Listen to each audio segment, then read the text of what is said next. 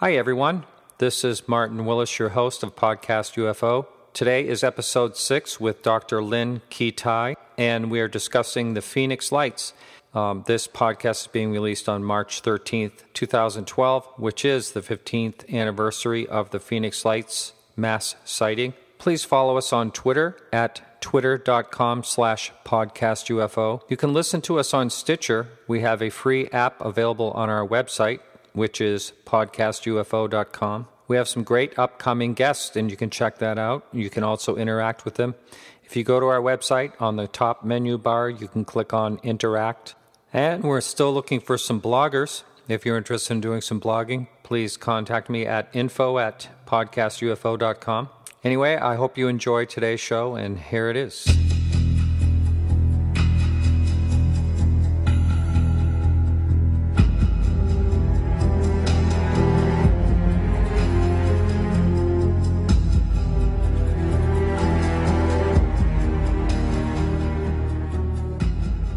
Hi, everyone. We have Dr. Lynne Kitei on the line in Phoenix, Arizona. How are you doing, Dr. Lynne?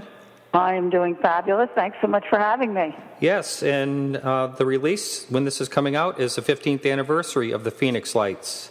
Yes, it's coming up for anybody that doesn't know about the Phoenix Lights. Actually, that's a name that was given to really the most important and most documented mass sighting in modern history, certainly in ufology, and now we're learning that it very well could be from all of history, because there were over 10,000 people throughout the state who witnessed something quite extraordinary 15 years ago.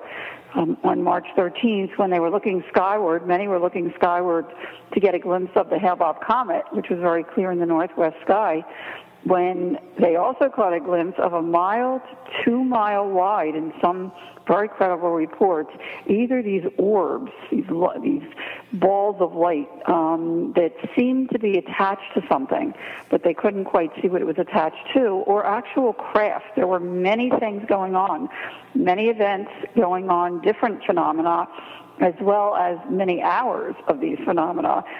There's so much mis and disinformation out there in the media and debunkers and so forth, but both my husband and I had a very close sighting to our home in Paradise Valley. We're pretty high in the mountains and have a panoramic view of the city skyline from our bedroom. One wall is a window, and we know what helicopters and streetlights and car lights and even flares deployed by the military occasionally look like. And these unknowns were very different from that. And we're familiar with the other natural or earthly lights out there. And we had a very close sighting to our home, and I happened to catch pictures of it. If we have time, we can get into that sighting. But wondered for 2 years, without any interest or knowledge in the topic at all, what this advanced technology, these orbs, were doing right outside our bedroom window, and didn't even know who to show the picture to. And lo and behold, they came back 2 years later, 2 months before the mass sighting. I happened to catch the second night, the same phenomena as I would also capture on video, the 3 endpoints of a mile-wide triangle, the 3 lights on the ends of a V or triangle that thousands of people had seen preceding the time I took the picture shortly before 10 o'clock, and which blew me away. I mean, now thousands of people saw what I had seen, but 2 months before I caught the same phenomena head on, turning into a V shape, and it was so unnerving not having had an explanation for the 95 sighting that I called around the next morning really looking for a logical explanation. Somebody else must have seen it. It was massive, and found air traffic controllers at Sky Harbor International Airport who saw the same thing at the same time. In fact, they were more excited than I was when I got on the phone with them. And what one of the air traffic controllers shared was that they saw this pop up right about 1,000 feet altitude above Class B restricted airspace, which is about a 30-mile radius around the center of the airport, which is an area, if anyone comes into that airspace, they must call the tower, and no one did. So they got alarmed, and they looked on radar, did not show up on radar, picked up their binoculars to look, and in their own words described 6 points of light totally equidistant from each other, massive span, over a mile wide, that seemed to be attached to something. Again, you would hear this during the mass sighting too, but they couldn't quite see what it was attached to. Other people on March 13th, as it went right over them, would see that there was kind of a force field or something in between the lights that was blocking out the stars. But at any rate, the air traffic controllers saw this and actually turned. As I was taking my pictures, they saw it turn against the wind. And one of the air traffic controllers was a meteorologist, so he knew what he was talking about, and then move as a unit slowly behind South Mountain, which is just south of the airport. And when I asked what was it, there was silence, and then one of the air traffic controllers said, "Beats me." And I said, "You're air traffic controller. You're supposed to know it's in our airspace, and you didn't know what that was, in Class B restricted airspace." And they were stumped. I mean, they said definitely wasn't flares, nothing that they ever saw before, even knew existed. And we kept in contact. I continued photographing these things up into and including March 13th, again, when thousands of people saw what I had been seeing. And there was much going on. I have to say that there is so much myth and disinformation out there. We have reports as early as 3 p.m. in the afternoon here in the Phoenix area, and reports in New Mexico at 5:30, California at 7:15, over Las Vegas, actually covering Las Vegas, seen by a commercial airline and the whole crew and 140 passengers. And then 5:30 the next morning, when a Boeing crew was coming into work at Sky Harbor, they saw an object hovering over their tarmac. So this was going on for many, many hours, and many different things, not only orb formations, but also different craft. If anybody's near a computer and they can get on the Phoenix Lights Network website, which is www.thephoenixlights.net, and go to the GAP page, GAP, they'll see the Geospatial Animation Project, which will show 8 or 9 different crafts that were compiled from thousands of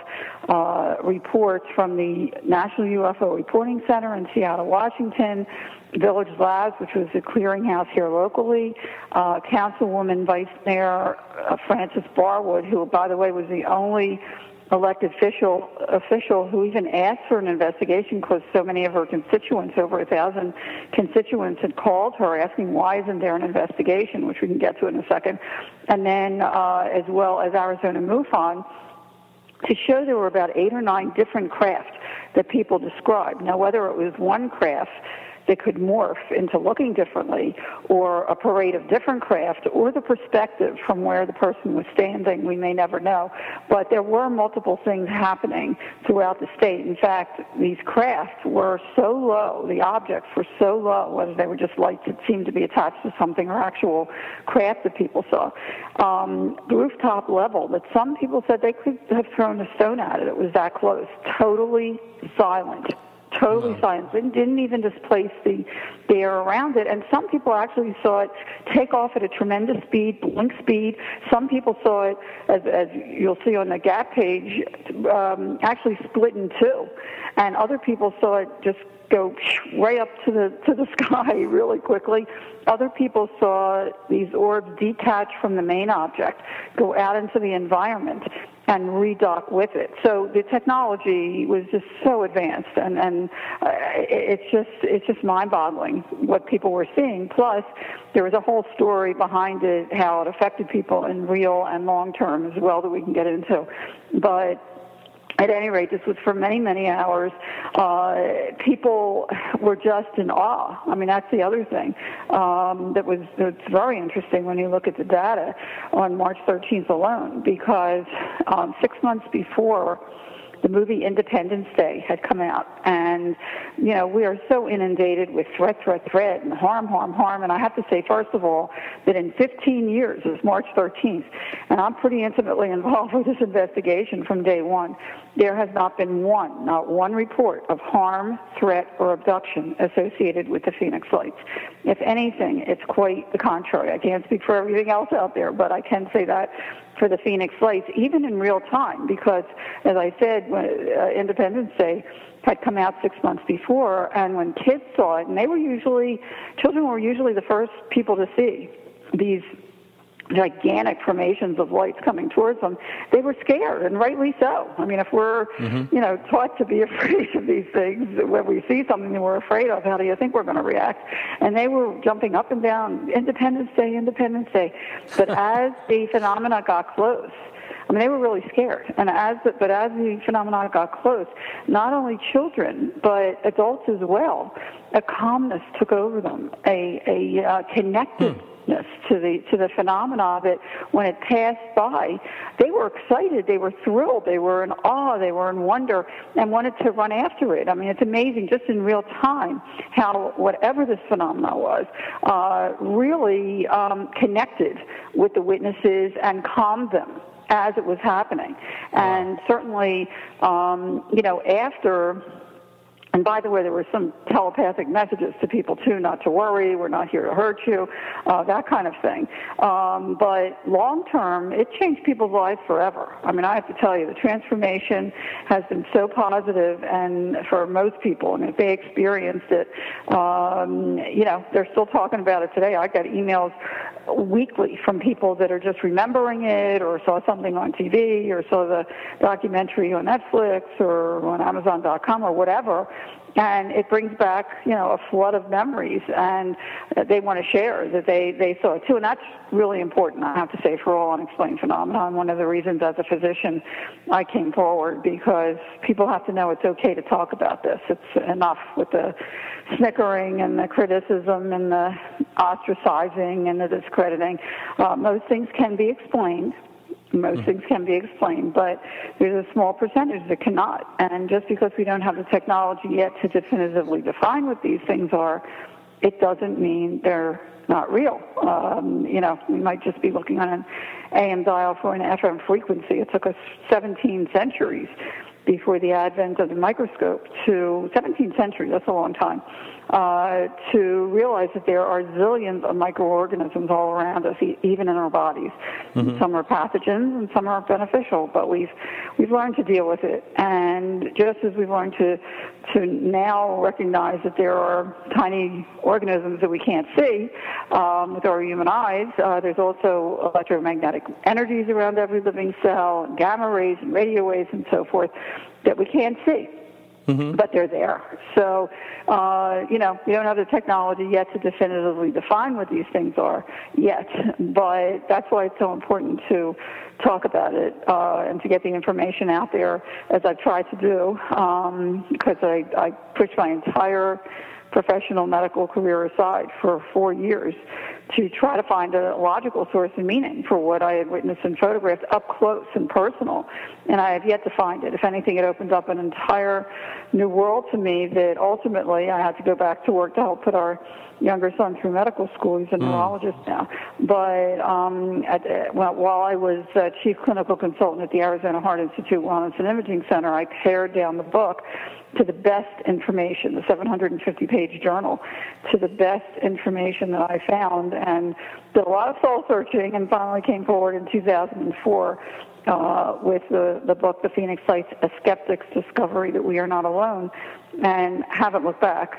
Several months later, I started production on the documentary and had to make a choice, and I did. We finished the documentary, which has won over a dozen International Film Festival awards, which we're so proud of, and it's unheard of for a documentary, especially one of this genre. But wanted to get something out there visually with not only the witnesses, which is very, very poignant, detailed, and heartfelt descriptions, but also professors and experts that I worked with as well, and a lot more. So the information is out there if people would like to take a look at it. That's right. I would consider this actually one of the, the most major sightings ever, like you said earlier. This along with Rendlesham Forest, and there's a few others that come to mind, of course, Roswell. But in modern times, I would say yes.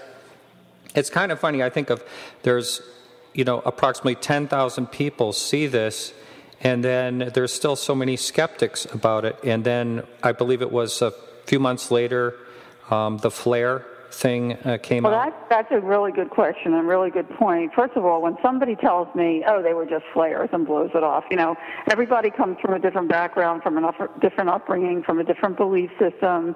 Some people can't deal with this, and some people don't want to deal with it, and that's okay. Everyone in their own time. But again, the information is there if you want to learn and grow, because I giggle a little bit when somebody says, oh, it was flares, it was a blimp, it was a hologram.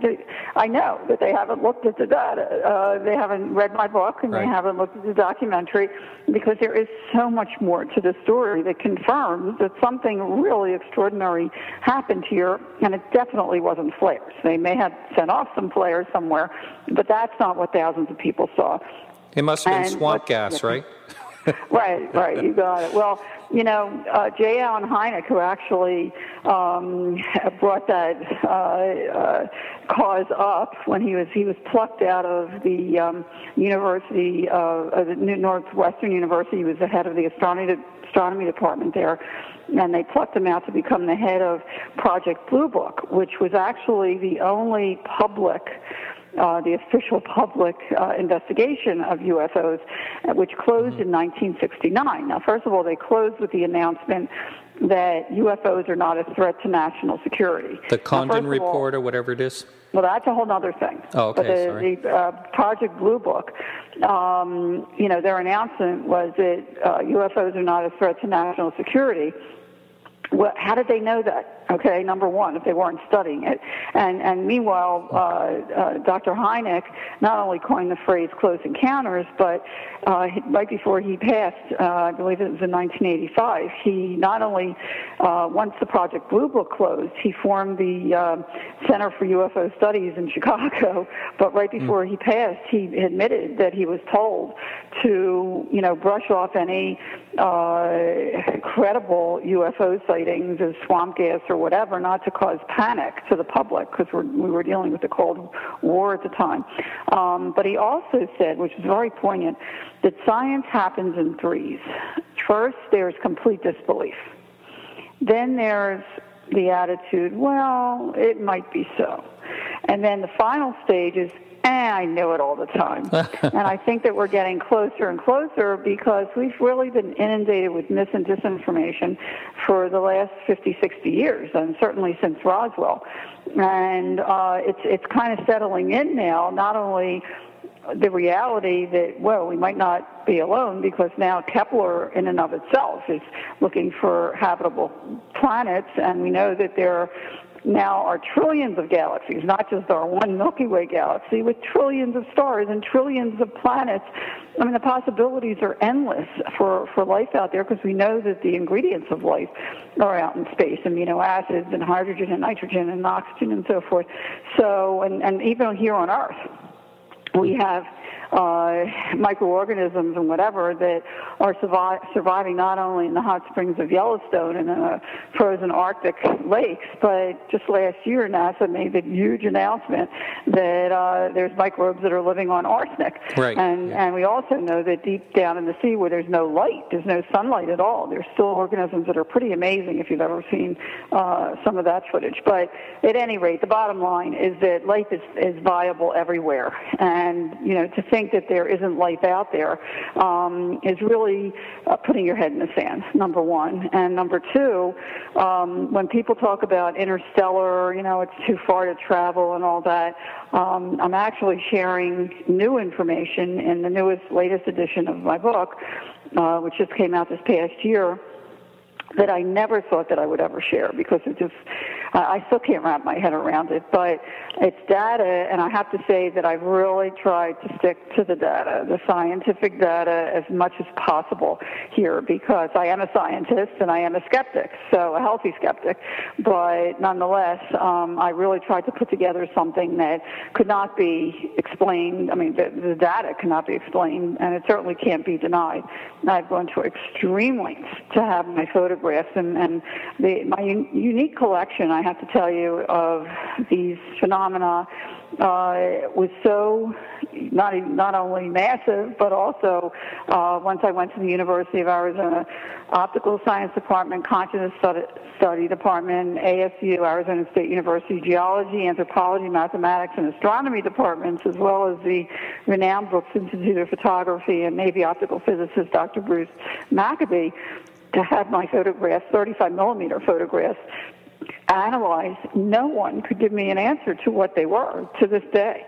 They cannot be explained or denied. So when you have that kind of data as an educator, and what's ironic actually is that I am a medical doctor, but I've donated my time and money for the last 35 years for community education. I worked at NBC in Philadelphia with Jessica Savage, if anybody remembers that name, in the 70s, and then had an international syndication, grew from that, and then worked with NBC here in Phoenix in the early 80s, and then USA Cable in the mid-'80s, and actually at that point seeing kids drowning in substance abuse in the practice for my own company to produce video and workbook curriculums on the reality of vital health issues like AIDS and teen pregnancy and substance abuse for the classroom. Discovery Education is distributing them now as we speak. And when this fell in my lap, I have to tell you I knew nothing about this topic.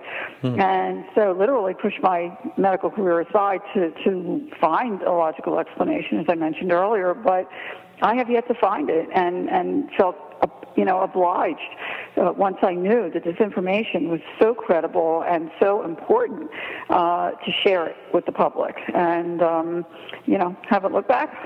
Right. Now, getting back to the debunking, what other disinformation would you say was put out there about this?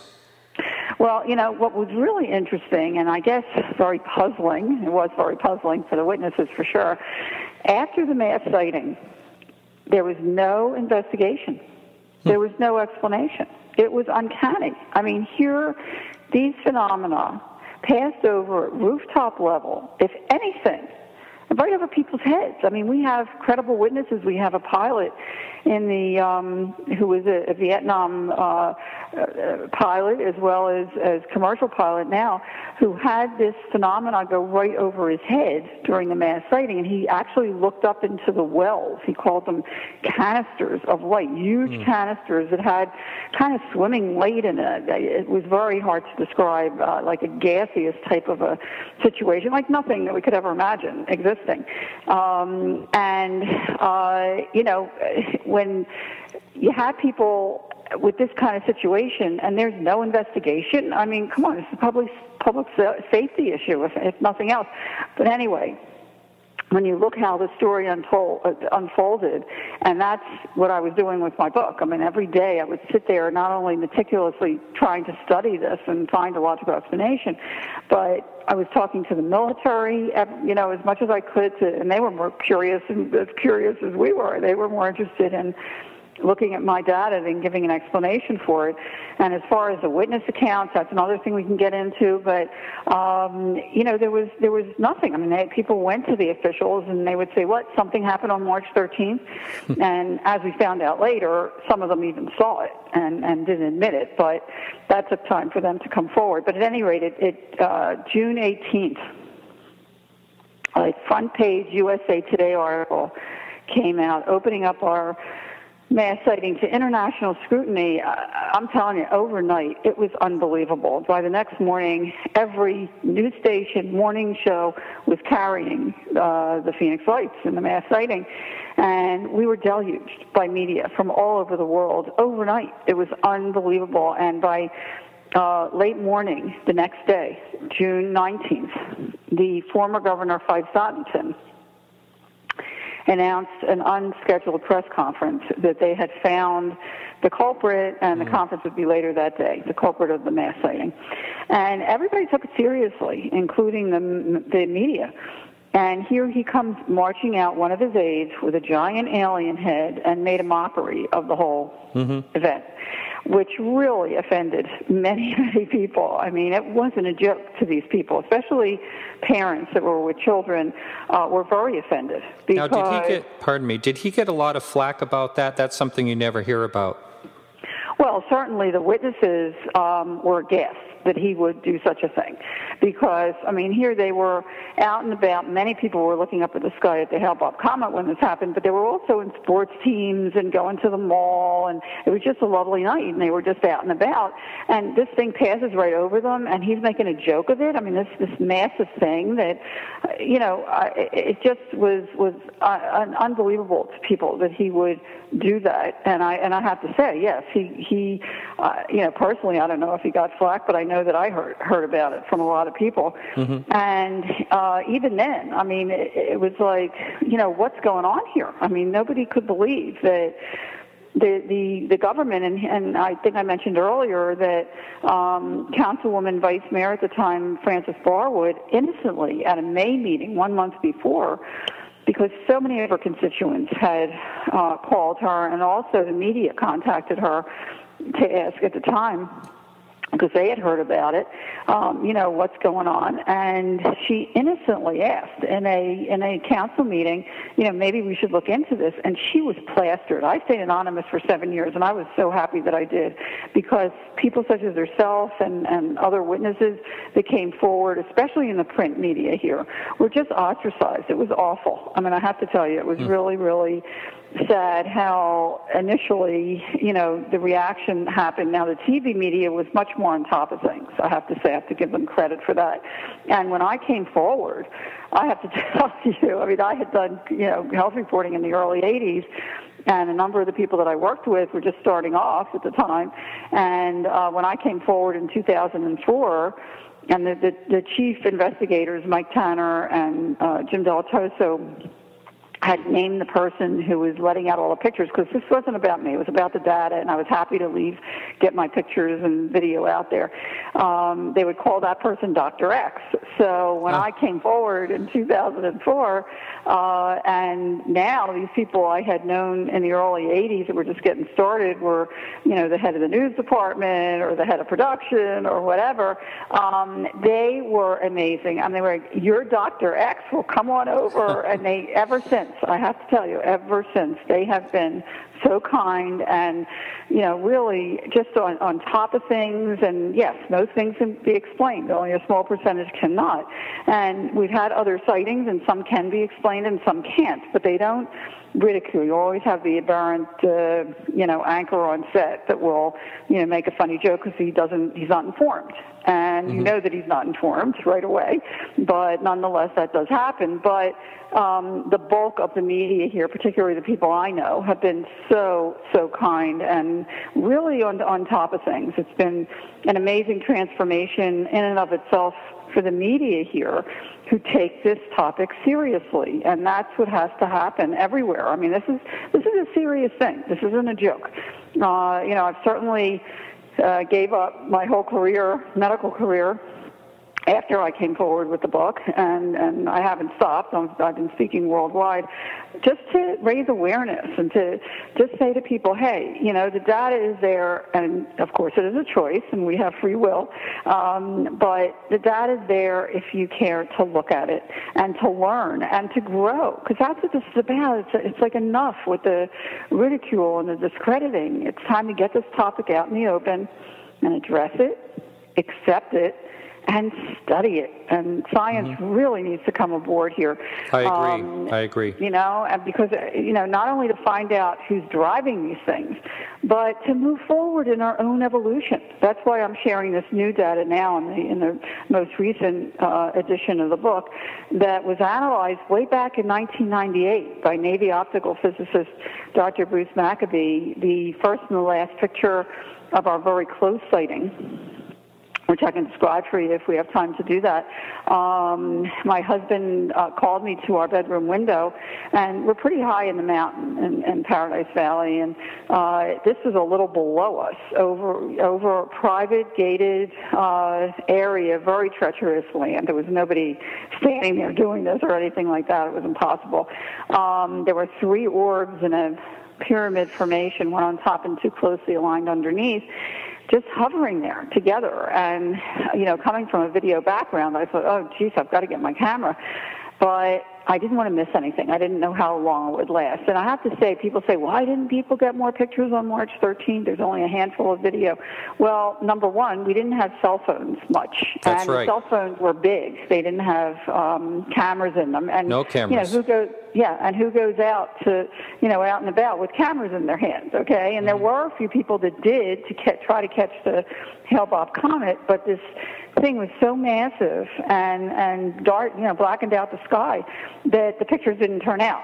So anyway, getting back to this close sighting, I tried to take everything in mentally, the shape, the size, the color, and so forth.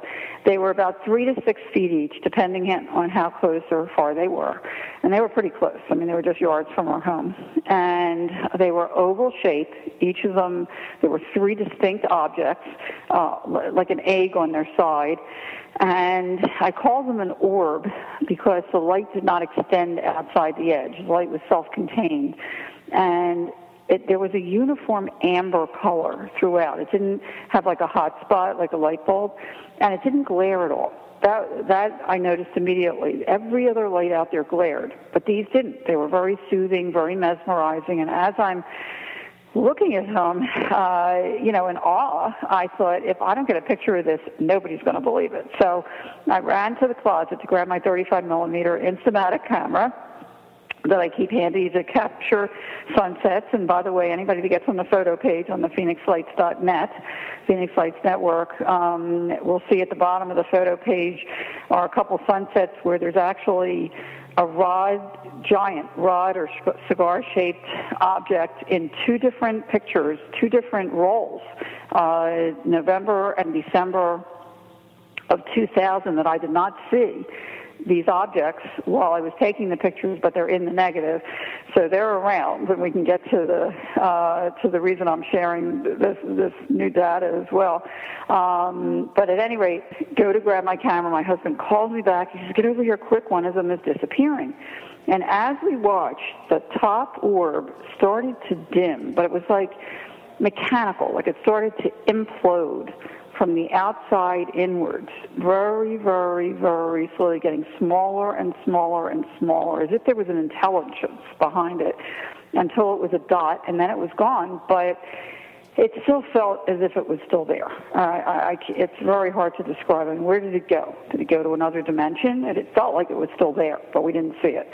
I went out onto the balcony, caught a quick picture of the 2 bottom orbs, and that's posted on the website, and immediately noticed an eerie silence, as if time had stopped. It was just uncanny. And as intently as I was watching these 2 lower orbs, it felt as if something was watching me. I have to admit it, and I did not admit it till after the mass sighting 2 years later, but going through my mind at that moment, I was thinking, who are you? What are you? Do you know that I'm here? I'd love to meet you. And the next thing I remember, the left bottom orb started to implode as well, as just like the top one did. And I quickly shot a picture of that, and that's also posted. And that was the only picture that turned out at the time. But for me, it was spectacular because I caught the phenomena in progress and disappearing. And you can see right there, one's half disappeared and one's still there. But I didn't even know who to show it to. I have to tell you, I knew no one associated at all or interested in the topic. And, I just wondered for 2 years what this advanced technology was doing outside our bedroom window, why my husband and I saw it together and, looked out in the sky, didn't see anything similar to that until 2 months before the mass sighting. And I mentioned that earlier. I saw these orbs come back at a distance, and I guess the scientists in me just felt compelled to document them on film, and I'm really happy happy that I did. By the way, video doesn't do it justice. Anybody that's seen the video, that these lights are much smaller, they flicker, they're white, and in real life they're huge balls, actually spinning balls of energy. Maybe they're living energy themselves. In fact, the first picture that I have posted on the photo page on the Phoenix Lights Network is the topography, so people can see the view from our balcony. And as you can see, there's two mountain ranges in the distance, right beyond the airport. One is South Mountain on the left, and the other further back a few miles is the Estrella Mountain Range. And in between, the basin in between, is the Gila River Indian Reservation, which is very sacred ground. Now, serendipitously, and by the way, I've come not to believe in coincidence. There are just too many coincidences, and I hope people pick up the book to read about those that are just blow you away. But at any rate, this is one of the coincidences. 6 months before the mass sighting, I was invited to present my substance abuse prevention education program to the Gila school there, which is the one school that they have on the reservation, and got a little friendly with them. They don't usually talk to outsiders, but I went to them after the mass sighting because as I looked at the data, and in science we look for repeatability, I kept seeing that these phenomenon, it's right there, the data speaks for itself, keep popping up right where South Mountain and the Estrellas intersect. And their basin, in the basin is where their reservation is. So I called them up and I said, did anybody happen to see strange lights on March 13th? And they started to giggle. And I said, is that funny? And they said, are you kidding? We've been looking up at them for centuries. We call them sky people, light beings. Yeah, it's part of their culture. I knew nothing about that. And what I found out, actually, once I started investigating that part of it, is that indigenous cultures worldwide believe that there are other intelligences coming to visit them. They have protocols. Even right here, the Hopi have protocols to invite these phenomena in. The Navajo, actually, we have a big event happening shortly to celebrate the 15th anniversary, and Navajo Rangers will be sharing the plethora of sightings and anomalous phenomena that are occurring on their reservation. And again, these are very sacred grounds, but the bottom line is that Native peoples have believed for centuries that there are other intelligences out there, and many of them believe that their ancestors coming to give them inspiration and comfort and messages. And in fact, there are petroglyphs, drawings in the stone. And one of the drawings, which blew me away, that's right on South Mountain, is 3 orbs in a triangle formation. Wow. So that really blew me away when I saw that one. But also, Estrella means star in Spanish. It was named by the Spaniards because of these stories of these orbs showing up in that area, and that the Native peoples now call the Estrellas the gateway to the stars. They believe that there is a gateway or portal in that area. And if you look at my pictures, that might be true. But the reason I'm sharing now what happened with the close sighting is that inevitably, and we don't have time to go into those stories, I do hope people read the story in the book as it unfolded, because it is fascinating, because there were just so many different events and coincidences that I finally discovered that I did have more photographic documentation that I didn't even realize I had. And so I sent the first and the last picture from the close sighting, along with some footage of a 1998 sighting that I alerted the other videographers about, and we actually caught a 20-minute array 40 miles wide, totally unlike March 13th, but nonetheless spectacular, of straight lines of these orbs and mirror images and a giant pyramid of 3 lights at the end. It was kind of a grand finale. It was pretty impressive. But as an afterthought, I sent the first and the last picture from the close sighting to Dr. Bruce Maccabee, Navy optical physicist.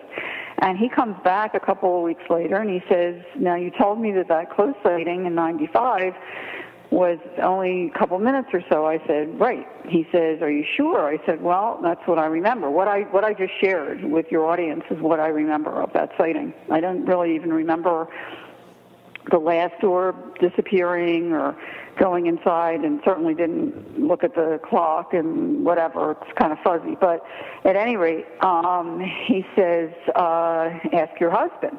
Now, interestingly, he wanted my husband to confirm the time. For me, that close sighting was wondrous and awesome, and just as many people throughout the state would describe on March 13th, they felt grateful and they were blessed to have seen this spectacular show. My husband didn't want to talk about it. He was very busy with the practice, and he was on several state and hospital medical boards at the time, and he just didn't want to deal with it at all. I mean, he really didn't want to talk about it, and I told Dr. McAbee that.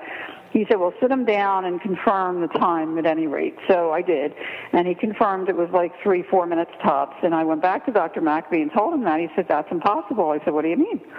He says, and then of course it's a visual, but look, if you're looking at the pictures, you can see it straight on.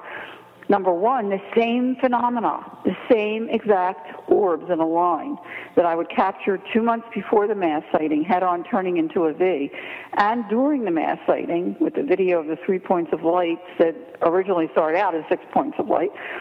The same phenomena is in the same location in the 95 sighting as well, in the closed orbs.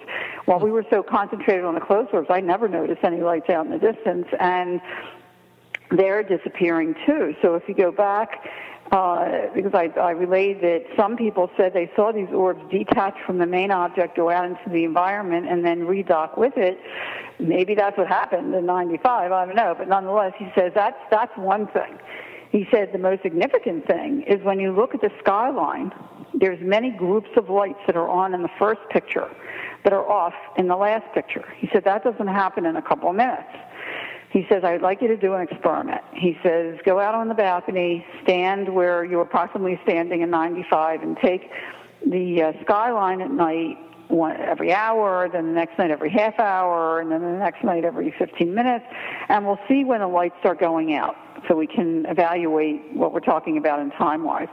Well, I usually take a bath between 7 and 8 in the evening when we're home. And so to be conservative, let's say 8 o'clock. And by the way, it was the night before my birthday, so it was a really cool coincidence then, too. It was a really cool gift. But anyway, if we start out at 8 o'clock, to be conservative, the first groups of lights start going out at 9, and the last picture is indicative of 10:30, 11 o'clock.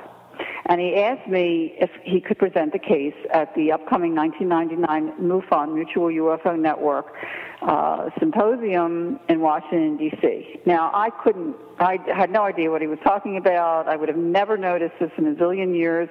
And I just said to him, look, whatever you think is appropriate, just keep my name out of it. I can't wrap my head around this. And he did, in 1999, presented the case at the MUFON International Symposium in Washington, D.C., as the first authenticated photographic evidence ever of missing time. Now, that's significant because there are no pictures of missing time. But I never told a soul. I never shared it. It's not even mentioned in my first book or the second edition. But when I was asked to actually tell about what has happened since I came forward from 7 years of anonymity in 2004, the publisher wanted me to write another book, and I said, that's not happening. Number one, it was one of the hardest things I've ever done, but it's really important that people read the first book. So I said I would add another chapter on similar sightings that have been happening worldwide, such as Stephenville sighting, and I learned that there was a mass sighting 1 month before ours in St. Petersburg, Russia, where a couple of people got video. In fact, one of the videos of this massive formation of lights, each light is made up of 3 lights in and of itself, is the craft that we have on the cover of the newest version of our documentary, The Phoenix Lights Beyond Top Secret, because it's the same thing. It was in St. Petersburg, Russia, a month before ours. This is happening worldwide, and other countries are much more open to these things being unearthly. But anyway, the reason that I'm sharing this information for the first time now is because, number one, I do not believe in coincidence anymore, and if I have the data, maybe it's important. if it could open the door, if science would really take a look at it, and if it could open the door not only to blow the concept of linear time off the map, that it's primitive, the past, present, and future is not really what time really is, and also even more significant, I think, is that now that quantum physics and quantum mechanics is starting to catch up and talking about the bubble theory and string theory, of the possibility of 10 or 11 different dimensions out there, well, this opens up a whole new window for us where if there's other times and spaces along with ours, then why is it such a leap to think that there might be other sentient, intelligent beings in those other times and spaces that we get glimpses of if we're open to them or invited? So I thought that, you know what, at this point in history, I couldn't have done this 5 years ago, but at this point, because quantum physics and our science is starting to catch up and actually be open to the possibility of other dimensions out there, that I think is really significant, really significant. I remember, and that's why I'm sharing it. Go ahead. Okay. I remember in high school I had a science teacher who said the one thing that can never really be defined is time. And I always thought, he might have had something there, still do. I want to talk about a couple of different things. First of all, for people who have not heard this story, I'd like to follow up on what Fife Symington did after the situation. He came forward. I want to talk a little bit about that.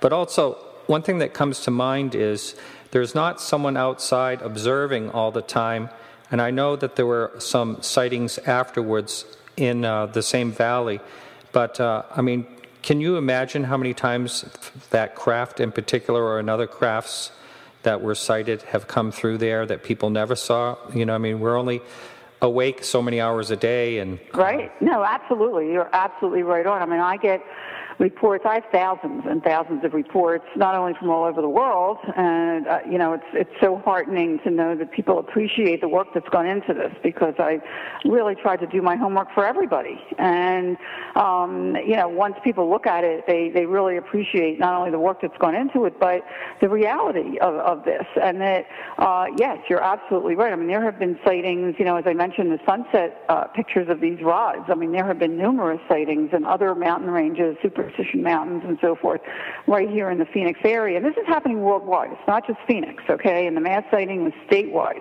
But people have seen these rods around the world, these cigar-shaped objects, right, huge, massive, and call them mothership or whatever, with orbs or smaller ships, discs or whatever, coming out from these cigar-shaped things. So, when you think of the different things that are happening worldwide, these triangles that have actually been with us, these V-shaped objects probably before, but they were documented on film in the 50s in the Lubbock Lights, if you've ever heard of that. Very similar to what we saw. In fact, before that time, in 1897, April of 1897, which is really interesting because it was almost exactly 100 years before us, in Kansas, California, Washington, and Canada, they were describing, thousands of people were describing this massive airship, in their words.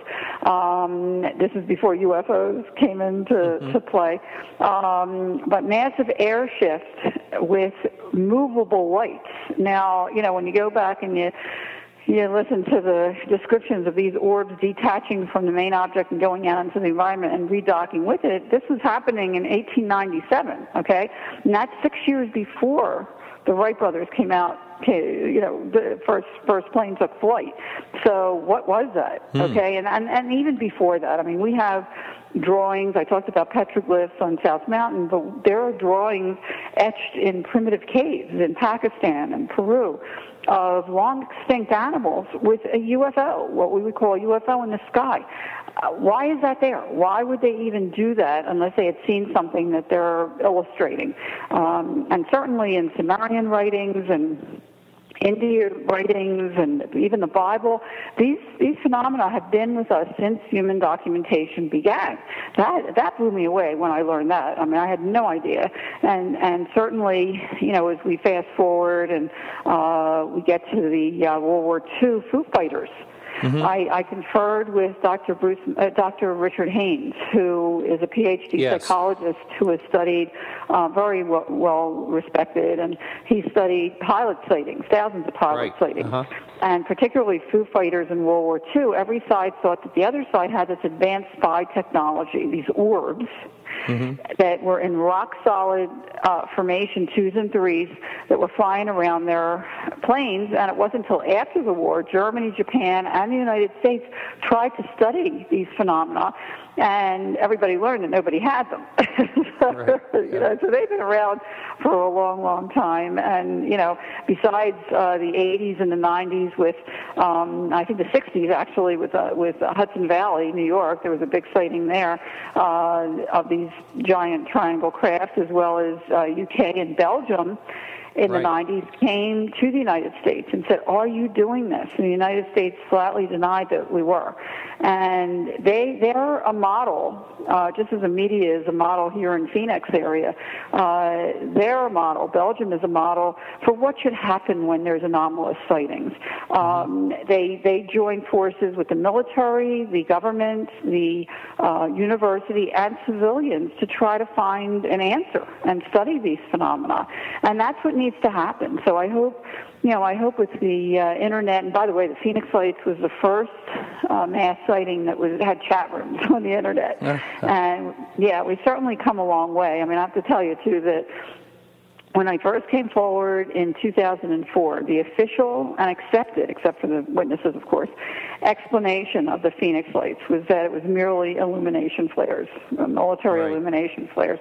And that was it. I mean, that was it. And so you can only imagine how frustrating it was for someone like myself that knew there was so much more to the story that the public wasn't aware of, and really prompted me to come forward. And as you said, the more credible people that come forward, the more we can get this information out there in a credible way. And right after the 10th anniversary, the former governor, who had mocked the sighting in '97 by bringing out his aide with a giant alien head costume, and made a mockery of it, admitted that he actually saw it. That's right. And as a pilot and military, it was otherworldly, in his own words. And that unless the military gave an explanation, which they never have, other than the flare thing, and I'll get back to that in a second, that it's aliens. I mean, from another world.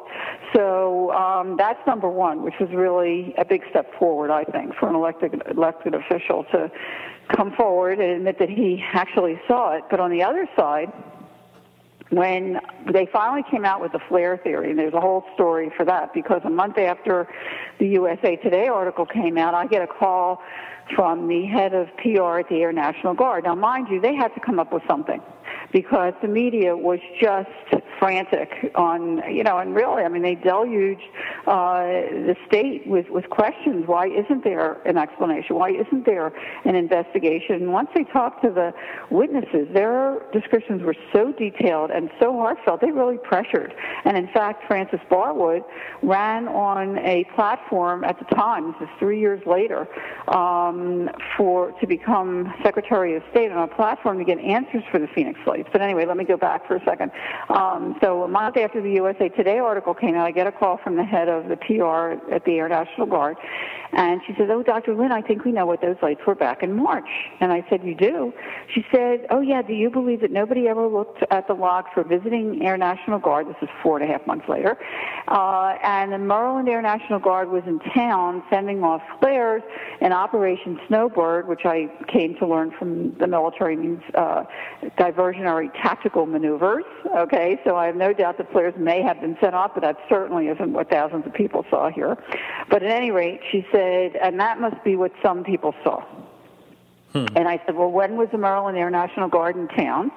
She said, March 1st to the 15th. I said, were they in town in January? She said, oh, no. I said, are you sure? She said, absolutely. I said, well, I have 35 millimeter photographs of the same phenomena in the same location, confirmed by air traffic controllers 2 months before the mass sighting as being hovering over Class B restricted airspace, 1,000 feet altitude. And she said, "You never told me that." Wow, that's great. Yeah, and then I said, and by then I had educated myself, looking for a logical explanation. I had talked to every military base. I said, and you're trying to say that flares that cannot keep a formation, that drift and drop with the wind, they have parachutes, they're just drifting haphazardly, and have huge smoke trails that are illuminated by the flare itself, and illuminate, that's what they're for, to illuminate the area. Not one, as I described earlier, the Phoenix lights, the light was self-contained. Okay, not one person described it. I said, and you're trying to say that flares that cannot keep a formation for more than a couple of minutes, I mean, they're immediately, falling and haphazard, traverse the entire state for hours in a rock-solid, equidistant spaced V formation, a mile wide. And she says, I have a call coming in. I'll get back to you. Well, I'm still waiting. It's almost 15 years later. Wow.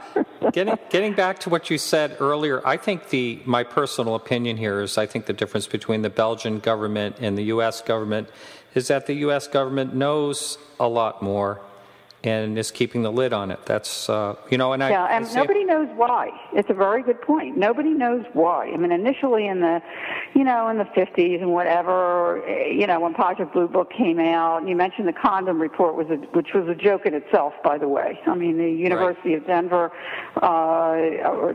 in Colorado condom report was really done by one man, Condom.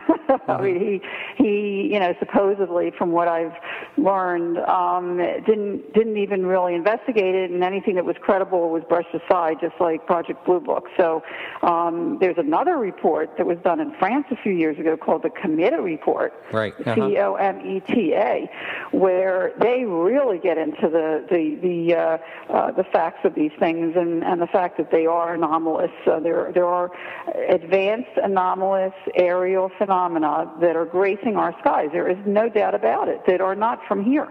And even though most things can be explained, there are those that can't. And they address that. I mean, if anybody wants to read a very credible report, because they actually made that report because of national security, which is what, obviously, like you said, I mean, as much as they say that they're not studying this, somebody is, and somebody knows what's going on. And, I mean, in the 50s, it was because they didn't want, as Dr. Hynek said, to stir panic. I think now we've been so inundated for so many decades with the possibilities that we are being visited, and now with the internet, I mean, it's in real time. I have a couple of Facebook pages, and I urge anyone to join us, please, at Phoenix Lights Network, because I update things all the time with similar sightings worldwide and here as well. And I get posts from people in real time. They're seeing something at that moment and say, is anybody seeing this in Ohio or Nevada or, Idaho or whatever, really? Wow. Which is very cool. I mean, that's cool. That's what should happen. We really need to get some kind of a central place, not just to report them, and certainly you can report them to MUFON and the National UFO Reporting Center. They're great resources, but there really needs to be a place where, when it's happening in real time, and I wish I had the capital to do this, but I don't. To make a central place when there is sightings, and the internet is helping out on that, and Facebook as well, to where when there is a sighting, that people alert other people right away, so they can go out with their cameras and with their own eyes and take a look at it. I think that would be really cool. Right. Now we're just about out of time here. Do you ever think that you'll get back to your medical career, and has this actually hurt your chances to do that? No, I was really surprised. It was very precarious for a medical doctor, particularly at that time. We've come a long way, I have to tell you. We have a lot more to go, but, like I said, when I came forward, the official explanation was that it was flares, and now worldwide, because of the book, the documentary, and certainly many other people, including the councilwoman Barwood and the former governor coming forward, have gotten this out there and raised awareness worldwide that something really spectacular and extraordinary happened here. That, again, I hope people really really take a look at the facts, that when they have sightings worldwide that are similar, whether it's orbs or Vs, giant V or triangle craft, they say, oh, look, there's the Phoenix Lights. That is really, really cool. I mean, that talk about being amazing and rewarding, that people actually are becoming more and more aware of the Phoenix Lights event. In fact, Ann Strieber, Whitley Strieber's wife, a couple years ago said something really endearing. She says, Lynn, she said, you've come such a long way. Phoenix Lights is now up there with Xerox and Kleenex. And I had to laugh because it's true. I mean, it's certainly there's many people out there that don't know about it yet, and I hope they find out about it. But it's one of the most credible, most documented mass sightings ever. And as far as my coming forward, I really tried to do my homework before I did, so that look, it is what it is, and I'm not trying to convince anyone. It's the data. It speaks for itself. I just got it out there, and people really appreciate it. I had more doctors come up to me at the Arizona Heart Institute. I was really, really nervous because I didn't know what the reaction was going to be, and they would take me aside and say, oh, Dr. Kitei, I have to tell you this. I had a sighting when I was 7 years old on the beach in California or whatever it was. And so it really has been very rewarding. I've been very blessed that, you always have your detractors that still say it was definitely flares or a blimp or whatever. Mm-hmm. And I know they haven't looked at the data. They're showing their own ignorance. That's their choice. But, right. Or they can't deal with it, and that's their choice too, because everyone in their own time. But, as far as going back to my medical career, I have to tell you, I hated leaving my wonderful job, chief clinical consultant at the Arizona Heart Institute, to complete the documentary. But I haven't looked back. And right now, I'm actually, now that the book and the documentary have gotten lives of their own, I am going back to my passion of youth education and working on a curriculum called Out of the Box. And I'm working with some wonderful people, not only major people in the field, such as Colin Andrews, and dealing with crop circles, and senior math professor, the geometry of crop circles, and the history guideline with Richard Dolan and Dr. Bruce McAbee, and really want to get something out there that's fun and interesting, just an overview of the topic of unexplained phenomena. But there is nothing. That actually was what prompted me to do the documentary, because when I first came forward in 2004, I was working 7 to 7 at the Heart Institute, doing Barnes & Noble and Borders tours on the weekend and radio programs like this into the night. I had no time to do anything else. I was getting like 2 or 3 hours of sleep a night.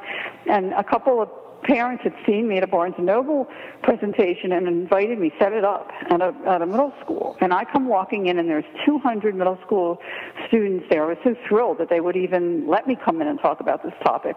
And you could hear a pin drop. It was the last period of the day. The teachers couldn't believe it. These kids were on the edge of their chairs. They thirst for this knowledge. And I realized there is nothing. There is nothing. I'm talking nothing in our history books about this topic. So that really prompted me to do the documentary, which I had a couple of filmmakers approach me, and one was very persistent, Steve Lance, who was very talented, and his parents live here, and he said, I'm coming with my equipment in May, and we're doing this. And I said, wait a minute. I said, I have no time. Plus, I had stayed anonymous for 7 years. I didn't know if other people would want to come forward. People, witnesses had contacted me by email confidentially, and I had met with these professors, and it's very, very precarious for professors. They can lose their grants if they talk about this topic at university level. But every single person I went to, except one who came on later, said that they would immediately. And that was another sign. And once we started in production by June, one person can only do so much, and Steve and I literally did the entire movie together, and we've won over a dozen International Film Festival awards, which is so rewarding. But I couldn't have done it without the help of everyone that contributed to the documentary, the witnesses and the experts and the professors. It's really been an amazing, amazing journey, and I hope that people will pick up the book, The Phoenix Lights: A Skeptic's Discovery That We Are Not Alone, and learn about that journey, because there is much more to to the story. I actually found a connection between all unexplained phenomena, be it near-death experience, out-of-body, unexplained aerial phenomena that I talk about in the book. I actually call them all UPS, unexplained phenomena, UP and UP, for the very reason that not only is the experience similar, but the after effect of any of these unexplained phenomena experiences is so profound, life-changing, positive, and enlightenment and awakening that happens within an individual who truly experiences an UP. That I address that as well and talk about that in the book. So there's a lot in there that people can learn and grow, just as I have. I mean, this has been a transformation and a learning curve for me too, because I knew nothing about this topic. So I urge people to just take a look at my book or others, to just open your mind a little bit, your mind and your heart. That's the first step, and learn about it. Well, you just mentioned children earlier, and children are the one part of our society that is open-minded, and I think they thirst for this. That's right. They love it.